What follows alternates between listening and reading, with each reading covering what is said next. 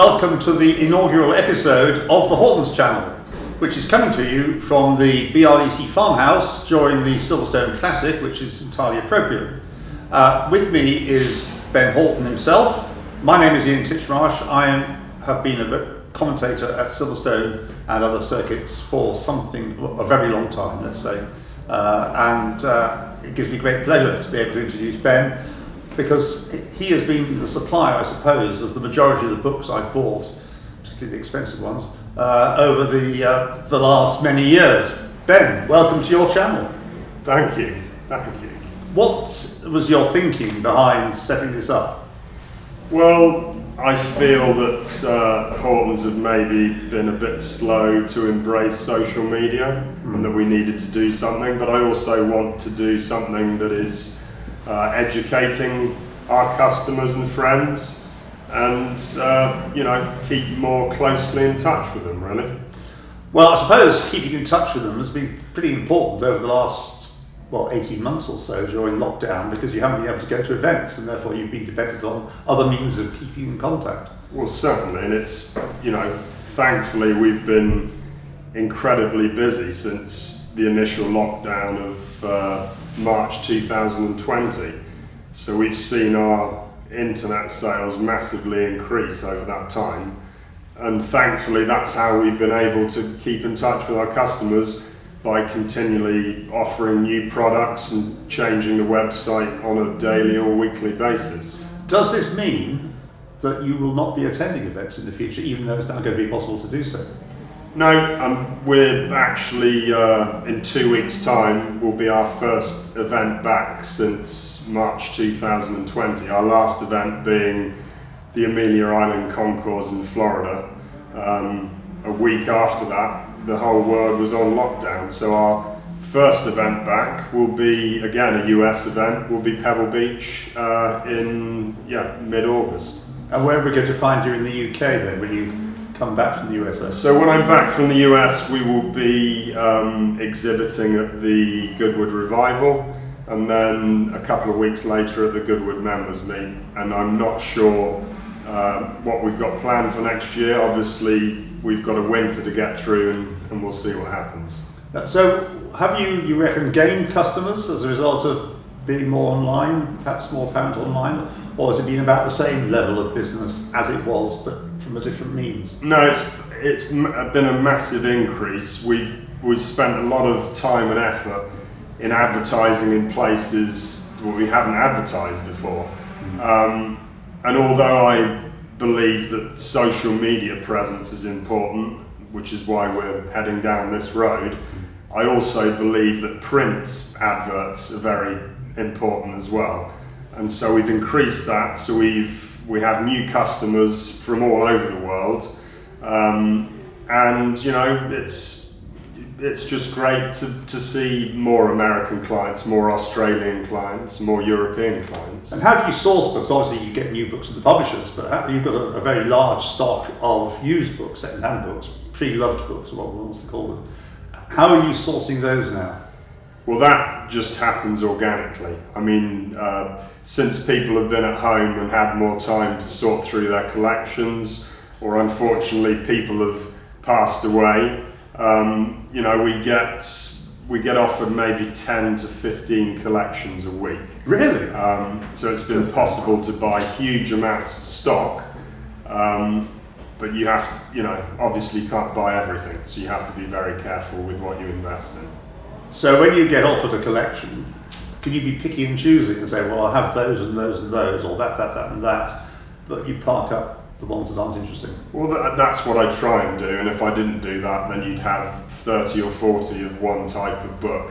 And some people are happy for you to do that, and some people aren't. So business is, one might say, almost booming, but you've got to maintain it, hence this initiative with the Hortons Channel. Exactly, and more than solely sales, I would like this to become a way of informing customers about what they should be buying, what they shouldn't be buying. We, aim to interview some of our top collectors and interview them in situ in their libraries. And, very interesting people who are involved in current motorsport and racing drivers and some of the top collectors. I don't know whether you can answer this question, but just have a go. Can you put a figure on the number of customers you have, clients you have, who are what you call serious collectors, as opposed to people who like the look of that book and so they buy it? It would be in the hundreds, so you'd be amazed at the number of really large libraries out there, including yours. So. Well, mainly supplied by you, but one of the important things I've found over the years is going onto your stand, wherever you happen to be. The word mugget has been used in the past as though you sort of, not like a vulture descend on us, but you just quietly sort of say, have you seen this? And you produce something that's quite a rare book, may not be in English, maybe a foreign language book, but it's interesting. You're very good at that personal touch, I think, of showing somebody books that are possibly of interest to them. I mean, you're very good at tailoring clients to the sort of books that they might be interested in. Well, that's one of the things I love, is getting on the wavelength of the customer. And I've been doing this a very long time, which we will get into in another episode.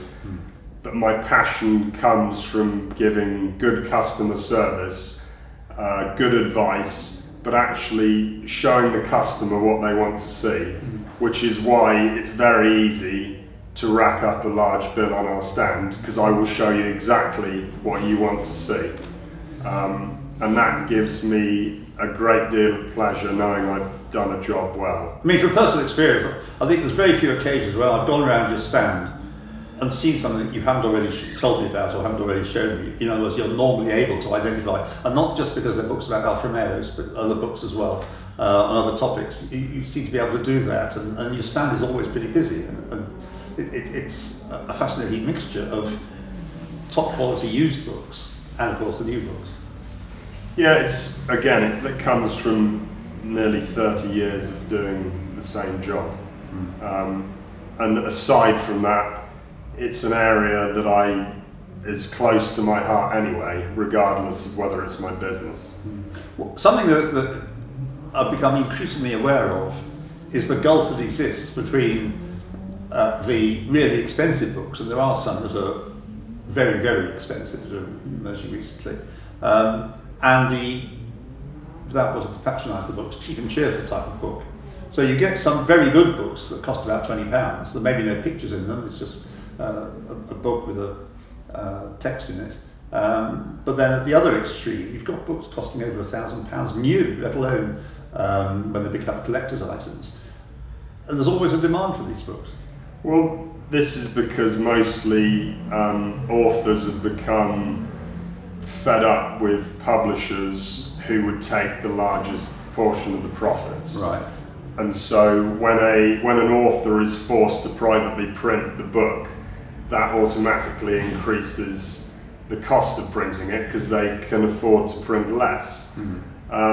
So it's been partly that, but it's partly down to people are spending more time and effort producing very complete, high quality productions. So they're therefore limited and numbered, they sell out quickly, and then even though the retail price was high, the aftermarket price is even higher. It's 3 or 4 times what the original price was. Well, I won't listen to the detailed one, we may have that for another time, but there are some books that just seem to me to be mind-bogglingly expensive.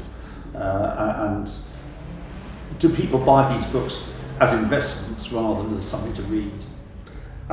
Some. And then there's, certainly with books on specific marques or specific models, you have, many people buying them. You have owners of the car. You have, people who are car dealers who need the information. You have people who collect books. So there you have access to many customers, and that's why the books sell out quickly. Prime example of that is Simon Kittson's Lamborghini Miura book, which was for sale last year at £500, is now selling for 10 times that. Well, I have to notice that, yes. I think you've got a copy available, haven't you? Yep. And I think there's one other I was able to find on the internet, but it sold out. He published as many as there are Lamborghini Mioras, I think. Yeah, which I believe is in the 700. 720 or something like that, there or thereabouts. Sold out in 2 weeks. Yeah, I was in the States at the time. I hadn't ordered any because I was expecting to have copies when I got back. Yeah. I didn't think 700 and something copies would sell so quickly. Thankfully, I put an order in for 2 at the last minute. But it was gone. When I came back, it was sold out. And what do you put that down to? Is it a mixture of the topic, the car, the subject matter that the car is, the fact that it was a limited edition? Well, I think their campaign of contacting all the owners, that certainly helped out. Oh, did they? I didn't realise that. So that was down to good marketing. Yes. But in fairness, the book is fantastic, and I would certainly rate as one of the best books of 2020. Yeah. So that's one end of the spectrum, but you don't sort of turn your nose up at the what I call the cheap and cheerful end. I mean, there are some very good books that come out in recent months that don't cost more than £20. Well, I've always been a big fan of trying to offer a whole spectrum of price ranges. So we're just as a customer will be treated exactly the same whether they buy a £5 magazine or a £100,000 Ferrari yearbook. I mean, the fact you referred to a magazine, I was going to come to that. Let's do it now. What you sell is not just books. You also have a number of magazines that you sell, current publications, and I think you're a good source for autocross from the 1950s, aren't you? So you have old magazines as well. Exactly. And you're also, I think, a go-to person for somebody who wants to collect something more run-of-the-mill, like, say, Autosport. You can find means of... Well, I'd like to think that we can pretty much find or source or provide anything for any customer. And that's one of the challenges, is to source what someone's looking for. So. Yeah. So Ben, you've given us some sort of indication of what you hope to cover in future blogs. Do you have a more detailed list that you could tempt us with? Well, just from the top of my head, I think we will initially start with a company and family history. I come from a family that's been heavily involved in motorsport, and so was dragged up through that as a child, and I'd like to go into that in more depth, and also the company history of the origins and where I see the company going in the future. As I said, I hope to visit some of my top collectors in situ in their libraries and discuss their passion for motorsport and motoring books. And then I'd also like to give advice on forthcoming titles, where I see the market moving, what people should be investing in, and just offer a invaluable service to customers or future customers. Yes, I mean, there aren't, to be fair, many competitors. There are some, but at your level, it's probably impossible to find somebody who can offer that in-depth advice about books to buy. There's still no substitute for handling a book, though. I firmly believe that they're tactile objects, and you really ought to be able to handle them before committing yourself to a purchase of a few £100. I mean, that's a very personal thing. People, as I say, have faith in us as a company to provide good quality products, and our packaging is second to none. In 25 years of business, I think we've had one damaged parcel. Really? Is that all? Yeah. So, we're, as far as packaging and quality, we can't be touched. No. And that is one of the most important areas of our business, that when a customer has given us their money, it's our service to get that product to them how it left us, and that's very important to me. Now, you and I are both judges of the RAC Motoring Book of the Year Award. Are you going to give us any clues as what you see as the really standout books? 2 or 3 books of 2021? There's a new book that's coming out on Joseph Vigoni, the coach builder, by Peter Larson and Ben Erickson. That's due in the next couple of weeks. That should be a fantastic book. It is a fantastic book. I haven't butt in because you've sent me a copy. Oh, that's right. It is just sensational. Helped by the fact that I love Alfa Romeos, but these are the pre-war Alfa Romeos, and this is just wonderful. Yeah, so that certainly would be in my list to recommend to the committee.